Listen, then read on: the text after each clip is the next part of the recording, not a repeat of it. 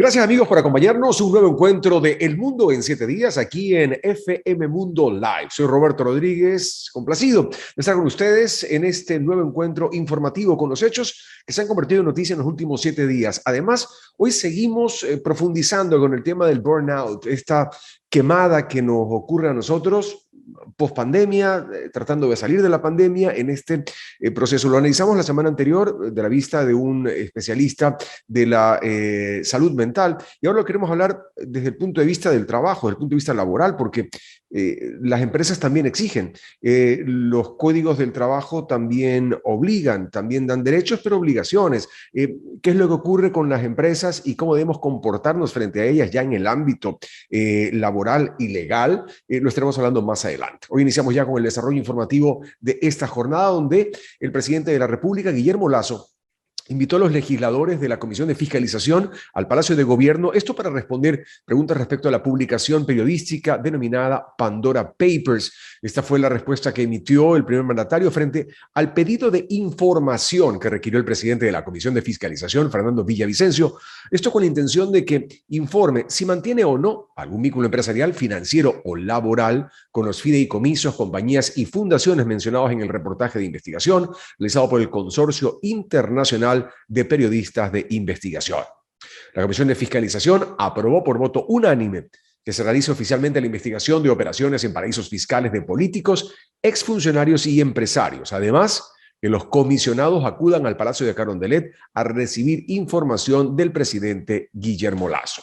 Y no podemos dejar de lado tocar la noticia de lo que ocurrió con este apagón tecnológico de algunas de las empresas de Mark Zuckerberg. Facebook descartó de su lado este día martes que el apagón mundial de su servicio fuera provocado por un ataque informático y lo justificó a un error técnico causado por la compañía. En una entrada en el blog corporativo, el vicepresidente de infraestructura de Facebook aseguró que la caída de los servicios no fue causada por actividad maliciosa, sino por un error por nosotros mismos, así lo dijo.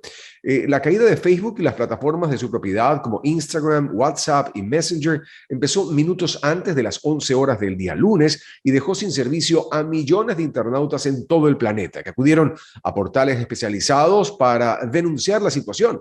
El consejero delegado y cofundador de la red social Mark Zuckerberg pidió disculpas públicamente. Nosotros continuamos con más. Esto es El Mundo en 7 días, aquí en FM Mundo Live. Gracias por suscribirnos y seguir aumentando nuestra comunidad digital.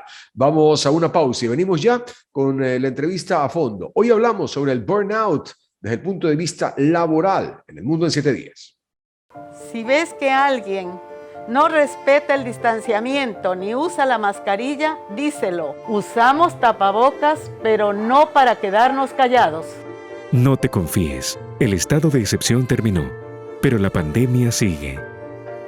Alcaldía de Guayaquil. Autorización número 0290. CNE, Elecciones Generales 2021. Muy bien, como lo habíamos anunciado, hoy vamos a hablar de este famoso burnout desde otro punto de vista. Por eso hemos invitado a Jorge Izquierdo, él es gerente de Prestro, una empresa que se encarga de chequear, revisar, medir los niveles del clima laboral. Estoy bien, me estoy expresando correctamente. Porque claro, el ambiente y el clima laboral para unos, para los que vienen de una cierta cultura de trabajo, lo ven como algo muy snob, ¿no? O sea, la gente tiene que llegar de 8 a 5, cumplir con su horario, hacer su trabajo, irse para su casa, recibir su cheque cada 15, cada 30 y topamos. Pero en esta nueva sociedad en la cual vivimos, donde nos integramos más como una comunidad laboral, donde al final del día pasamos más horas con el compañero de oficina que en nuestras propias casas, tenemos que hacer que esa convivencia sea en armonía y no sea el durmiendo con el enemigo, realmente viviendo despierto con el enemigo. Con esa introducción, Jorge, cuéntanos cómo está la situación hoy, cuál es el balance del clima laboral en las empresas en este mundo que estamos enfrentando. Excelente, Roberto, tu análisis. Te comento que sí hay dos grandes fuerzas. La una, la empresa, que lo que busca es la productividad, y la otra, las personas, que nosotros lo que buscamos es satisfacción. Si tú ves, en el último año y medio, la productividad de las empresas ha bajado por las condiciones que estamos viviendo. Así que, ¿qué va a suceder con las empresas? Van a presionar más por obtener los resultados. Pero ¿qué va a pasar con las personas? Sin duda, las personas tengamos que adaptarnos mejor a estas nuevas exigencias que van a tener las empresas por ser más productivas. Ujú. El rato que chocas estos dos conceptos tan fuertes, ahí es donde se puede dar el burnout. Es decir, una empresa muy exigente puede tener una tendencia a quemar más rápido a sus colaboradores, y por la otra parte están las personas. Así que tenemos que analizar estos temas de las organizaciones, lo que tú decías, horarios muy exigentes, muy extendidos, por ejemplo, temas de no tener claro los jefes. A veces las organizaciones piensan que es algo sencillo. Tener dos jefes te puede estresar rápidamente, se llama dualidad de mando. Claro, a ver, yo antes de que determinemos esas características de cada uno de los problemas que se pueden suscitar, yo quiero ver el macro, es decir, cuando yo tengo, y lo voy a yo tiendo a ser muy exagerado en mis graficaciones, pero así soy yo y ya es así mismo viene ya la situación. Tú estás con un dolor en la rodilla, jugaste fútbol, te lesionaste la pierna y tú vas cojeando a la oficina. Es evidente que tú necesitas irte a un médico para que te chequee la pierna porque puedes tener un esguince, una fractura, X, Y o Z problema. Cuando tú estás con este burnout, ¿cómo detectas que estás con este asunto? ¿Y cómo le dices al jefe, jefe, tengo burnout? Y el man le dice, tiene 5 para sentarse en el escritorio, minutos, 4, 3. ¿Cómo llegas a esa situación? Sí, te comento, Roberto, que lo primero que uno tiene que darse cuenta es el volumen de estrés. Si las personas sienten bastante estrés, lo primero que se refleja es en el cuerpo. Lo que tú acabas de comentar, dolores de estómago, dolores de cabeza, migraña, ese es el primer síntoma de que tú estás caminando al burnout. Después de que tu cuerpo ya está afectado, lo siguiente es tu parte emocional. Cuando ya se afecta tu cuerpo, se afecta la parte emocional. Así que el segundo indicador es personas que emocionalmente están afectadas. Ejemplos, empiezan a gritar en las reuniones, cuelgan el teléfono, cierran la puerta, se levantan y se van, insultan al jefe, insultan al compañero. Ese es el segundo síntoma, es decir, el primero es estrés, el segundo se llama despersonalización, es decir, tomas actitudes que tú normalmente dirías, oye, ¿cómo reaccioné así? Ok. Y ese es un segundo indicador de que estás camino al burnout. Entonces, cuando ya te despersonalizas y tienes estas acciones ya fuera de lo normal, Okay. ya estás cerca de la parte del quemado. Como te decía, hay dos componentes. El uno es personal, es decir, si yo me cuido, no voy a llegar al burnout. Si yo hago ejercicio, como bien, respeto mis horarios, soy productivo, pues va a ser más difícil que llegue al burnout. Y el segundo son las condiciones de trabajo. Si tengo un patrono que es muy exigente, que me carga de trabajo, que me hace trabajar los sábados y los domingos, mira algo tan sencillo. A veces pensamos que las personas que trabajan sábado y domingo, con descansar lunes y martes ya están bien, pero no sucede eso. Lo que pasa es que cuando trabajas sábado y domingo te pierdes de la familia. No importa que descanses lunes y martes, no es lo mismo. Claro, eso es como la gente que Llegar... trabaja turnos en la noche y dice, no, duermes en la mañana. No se trata de dormir en la mañana. El ser humano está hecho para funcionar de esa manera, o sea, dormir en la noche y estar activo en el día. Entonces, por ejemplo, una condición de un guardia puede ser que durante el tiempo, si es que todo el tiempo trabaja en la noche, fácilmente va a llegar a un burnout si es que no le cambias de horario. Okay. Y por lo general, las personas que ya alertan esto, lo que hacen es renunciar de ambientes tóxicos. Entonces, mira, también algo que ha cambiado bastante es que las personas, la resiliencia que decimos, esta capacidad de resistir, es la que tenemos que desarrollar nosotros, pero también identificar rápidamente si es que me vas a quemar. Es decir, si tú eres un patrono que me va a quemar y yo ya me doy cuenta, pues rápidamente tengo que tomar una decisión sobre mi salud. El tema, Roberto, es que la empleabilidad baja, el subempleo. Estas condiciones nos hacen que en el fondo terminamos nosotros resistiendo por la falta de empleo en el país. Es que justamente eso es lo que ocurre, es decir, hay varias dualidades y yo por motivo del trabajo veo muchas realidades, por producto de mis viajes, veo muchas realidades. Entonces, tienes realidades hacia el norte de América, por ejemplo, donde hay una sobreoferta hoy de trabajo porque no hay mano de obra. No hay gente que trabaje. Hacia Latinoamérica tú ves donde hay una falta de puestos, hay subempleo, hay desempleo, es decir, la gente, si se agarra a un puesto, no lo deja, aunque duela, aunque sean malas noches. Entonces, claro, por un lado, hay compañías que se dan cuenta de esta situación y toman ventaja, y otras que lo hacen y otras que no, y lo hacen de manera responsable, si cabe el término de decir, no, vamos a trabajar esto de una manera racional, porque buscamos una eficiencia a largo plazo, porque un trabajador quemado hace que ya no hay, es como los fusibles en la casa, es decir, si tú tienes, se empieza a quemar el fusible de la cocina, se empieza a quemar el fusible de la sala, se empieza a quemar el fusible, va a llegar un momento que la casa va a quedar totalmente apagada. Entonces, eso es lo que puede ocurrir en una empresa. ¿Cómo lograr encontrar un nivel, hablando del caso ecuatoriano, de poder negociar con el patrón o con el jefe y decirle, oiga, Cholito, vea, me está quemando, me está amargando la vida, me está convirtiendo en un ser oscuro. Necesito que me deje vivir, pero no me vote. Sí, Roberto, y te cuento que la normativa del país también tiene ciertas condiciones. Por ejemplo, hay un diagnóstico que se llama el diagnóstico de riesgo psicosocial. Eso es una obligación en la normativa del país, que dice que el patrono que tenga más de 10 empleados debe hacer un estudio de estos riesgos psicosociales, que son los riesgos que te podrían quemar. Esto sí está en la normativa. Okay. Otra manera de trabajar en esto es a través del bienestar de las personas. Entonces, mire, el primero es un enfoque organizacional y el otro es desde las personas. Es decir, tener indicadores de bienestar de las personas. Lo que tú decías hace un momento, Roberto, si yo te hago una consulta a ti, te digo, ¿cómo estás físicamente? Es decir, nunca te dolió, no te duele la cabeza, comes bien, tienes el peso adecuado. Fisiológicamente estás en equilibrio. Lo siguiente es el nivel de estrés. ¿Qué nivel de estrés tienes? ¿Cuántas tareas, ocupaciones y roles tienes? Y eso te puede estar generando. Y la tercera es la social. ¿Cómo está tu relación con tu familia, con tus seres queridos, con tus jefes y compañeros? Cuando logras el equilibrio en estos tres aspectos, bio, psicosocial, estás en bienestar. Y eso va a hacer que tú seas más resiliente a quemarte. Así que, Roberto, en el fondo lo que tenemos que hacer es empresas más responsables con su gente y personas más responsables con su equilibrio personal, ¿no? Y sí, y es que, claro, esa parte, y perdón que insista ahí, pero en el enunciado está bien, pero en el día a día, en la puesta en práctica de esto, es complicado para un trabajador. ¿Qué recomendación puedes dar tú para que el trabajo, no estamos invitando a la configuración de los comités de empresa y vamos unidos, jamás seremos vencidos, pero sí a poder entablar un diálogo, cómo poder hacerlo de manera apropiada para que las empresas, que yo asumo en buena fe, en muchos casos no se dan cuenta de lo que hacen y llaman a la gente, necesito el informe en 30 minutos. Piden cosas que rayan también en la irracionalidad, producto de que ellos también están quemados.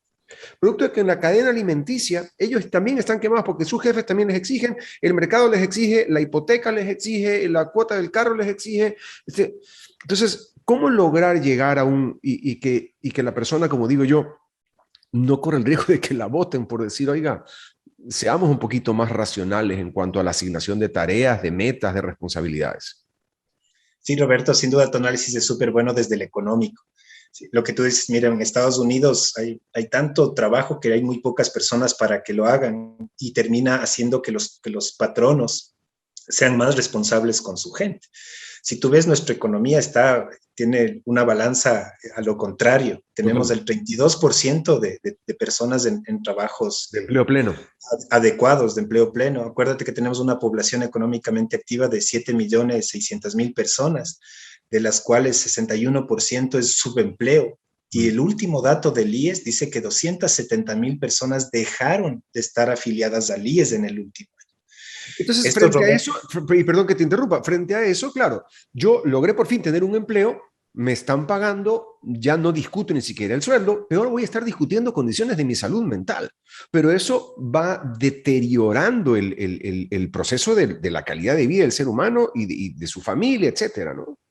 Sí, entonces, Roberto, esta balanza equilibrada más a favor del patrono, del que genera empleo, del que en esta economía tan complicada está generando empleo, hace que muchas veces no se percate. Yo también, como tú, pienso positivo y digo, tal vez no se está dando cuenta de que está siendo tan exigente buscando la rentabilidad en una economía tan dura como el país.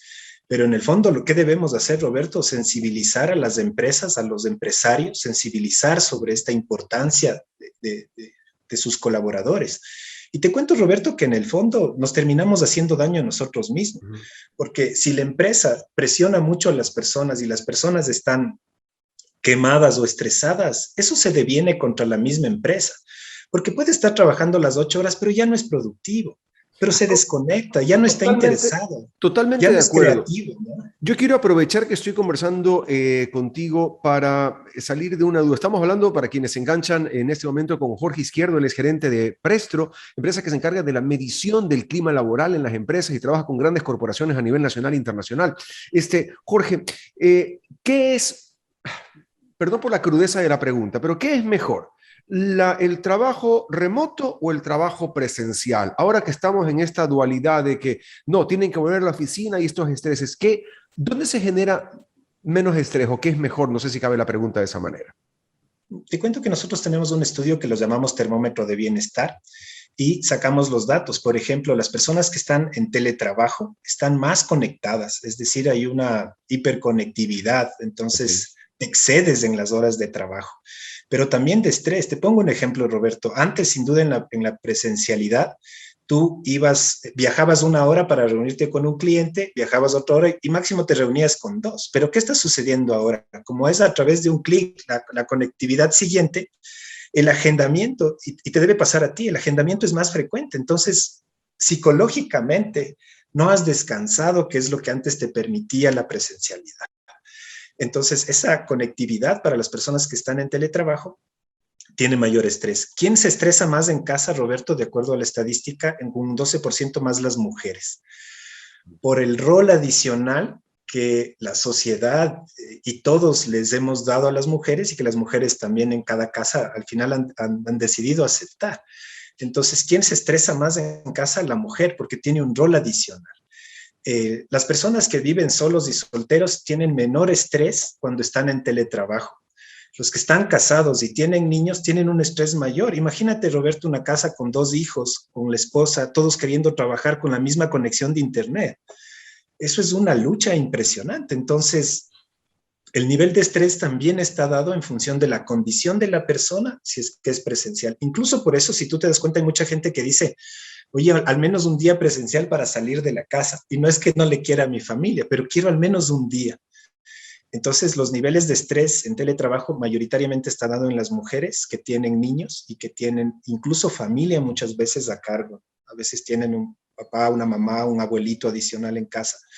Entonces, eso está estresando más a las personas. Claro, es que ni muy, muy, ni tan, tan. Lo que pasa es que sí, ese es el análisis. En la casa se te van juntando con la cotidianidad de lo que ocurre en la casa.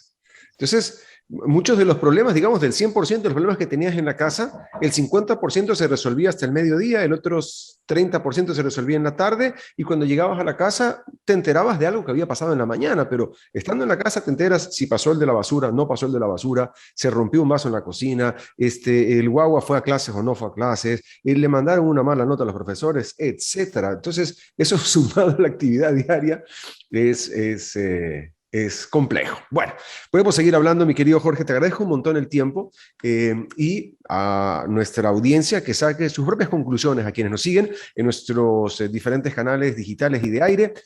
Muchísimas gracias por habernos acompañado. Jorge, ¿algo más que se me escape que quieras finalizar? No, Roberto, más bien encantado de conversar contigo. Me parece que un tema de mucha actualidad, hay muchas cosas por hacer.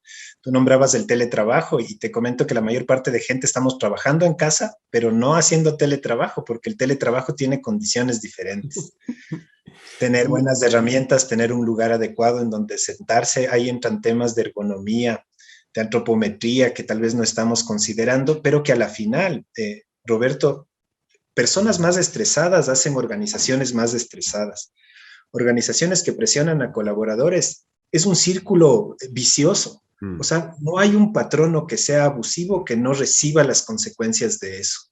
Por eso tenemos que estar todos preocupados por la salud del colaborador. Como te digo, a veces las empresas piensan que con horarios exigentes o con cierta presión van a conseguir más cosas, no las van a conseguir. La gente estresada es menos productiva, es menos rentable. Así que en el fondo, Roberto, estos abusos de parte y parte, porque tú también decías, también a veces hay abusos desde las personas que son empleados, que quieren tantos beneficios que a la empresa tampoco le permite. Creo que cuando como sociedad entendamos que los dos nos perjudicamos, es decir, la empresa y la persona, creo que ahí vamos a poder salir de este círculo vicioso que de pronto nos está llevando hacia abajo. Así que para terminar, Roberto, nada más animarles a los empresarios y a las personas a vivir de una manera más adecuada, preocuparnos todos por el bien común, ¿no? Sí, eso es. Cuando entendamos el buen negocio que significa hacer el bien a la otra persona, cuando entendamos el buen negocio que significa ayudar de manera eficaz a otra persona, cuando sepamos el buen negocio que significa tener un empleado contento trabajando de manera propositiva, las cosas van a ir cambiando de una manera extraordinaria. Te agradezco muchísimo. Jorge Izquierdo, gerente de Prestro, empresa encargada de la medición del clima laboral. Nosotros continuamos con más. Si ves que alguien no se lava las manos al llegar de la calle, díselo. Pídele que se las lave. Usamos tapabocas, pero no para quedarnos callados. No te confíes. El estado de excepción terminó, pero la pandemia sigue. Alcaldía de Guayaquil. Autorización número 0289. CNE, Elecciones Generales 2021. Muy bien, continuamos con más. Esto es El Mundo en 7 días aquí en FM Mundo Live. Gracias por darnos like y sumarte a esta gran comunidad digital. En territorio ecuatoriano, en señal abierta en 98.1. Ahí estamos. El Consejo Nacional Electoral aprobó el presupuesto ya que requiere para su ejercicio fiscal del año 2022 por $40 millones. Está previsto que durante el 2022 el CNE declarará el periodo electoral, esto para organizar ya los comicios seccionales de cara al 2023, en los que también se elegirá los vocales del Consejo de Participación Ciudadana y Control Social. De este total, 20.1 millones se planifican para la planta central del Consejo, 15,4 para delegaciones provinciales y más de 539.000 para el Instituto de la Democracia. 4 millones provienen de la autogestión del CNE. Según las cifras oficiales, en los últimos 4 años el Ministerio de Economía y Finanzas ha realizado recortes presupuestarios que alcanzaron los $15,5 millones. No podemos dejar sin hablar de lo que ha ocurrido al sur del continente también en esta semana, donde 200 venezolanos retornaron a su país desde Chile a través de un programa gubernamental denominado Plan Vuelta a la Patria. Esto luego de las agresiones y ataques perpetrados en contra de migrantes que se produjeron en la ciudad de Iquique, al norte chileno. Así indicó el canciller venezolano Félix Plasencia. Previamente, el viceministro para América Latina, Rander Peña, señaló que el plan de retorno para este grupo fue activado luego de los terribles sucesos de los pasados días 24 y 25 de septiembre. De su lado, la Comisión Interamericana de Derechos Humanos condenó los actos violentos y xenófobos contra migrantes venezolanos en la localidad chilena de Iquique y llamó a ese país a investigarlos y adoptar medidas urgentes para reparar a las víctimas. El organismo también manifestó su preocupación por el desalojo de los migrantes de espacios públicos con denuncias de actos de violencia, sin que les fuera ofrecida previa solución para su reubicación. Además, advirtió que hubo enfrentamientos entre la policía y las personas migrantes, algunas de las cuales resultaron golpeadas. Esta es la información que se destaca en esta semana y la ponemos justamente aquí en FM Mundo Live para compartirlo con ustedes en el mundo entero. Nosotros seguimos recorriendo lo que más se destaca de información al aire en territorio ecuatoriano en 98.1 FM. Gracias por seguirnos semana a semana. Mi cuenta en Twitter e Instagram, @RobertoEcuador. Aquí concluye esta entrega informativa. Gracias por estar con nosotros. De mi parte será hasta la próxima.